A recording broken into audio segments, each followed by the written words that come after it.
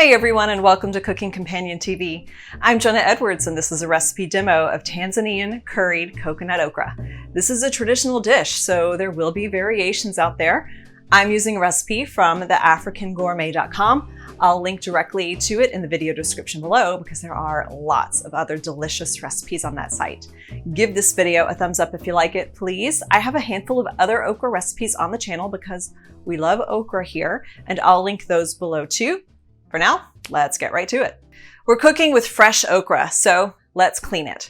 I recommend using a damp cloth or just misting the okra and wiping them off to clean them rather than running them under water. Introducing extra moisture will make them more slimy. Once they're all cleaned, let's cut the tops and tips, unless they're super young and fresh. Generally, these are just too tough for a comfortable chew. And we're gonna slice them into generous 1-inch pieces. The okra is the star of this dish, so let's make it substantial. I'm using a pound of okra, which is 4 small servings or 2 large ones.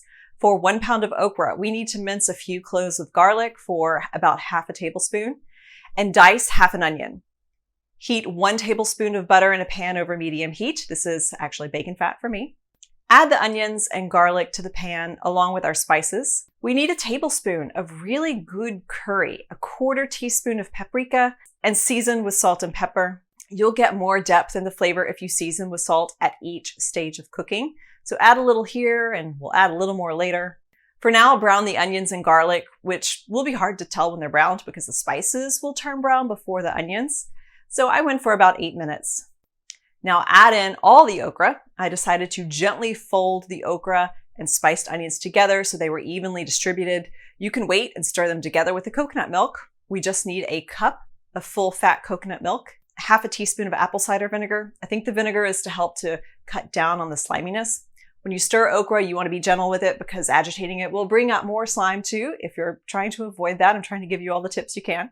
Once the okra is coated in the spices and milk, we'll cover the dish and let it simmer for 15 minutes. The sauce is pretty thick and it will coat the okra. You won't have much to pour over the rice, but that's it. It comes together pretty quickly once you clean the okra.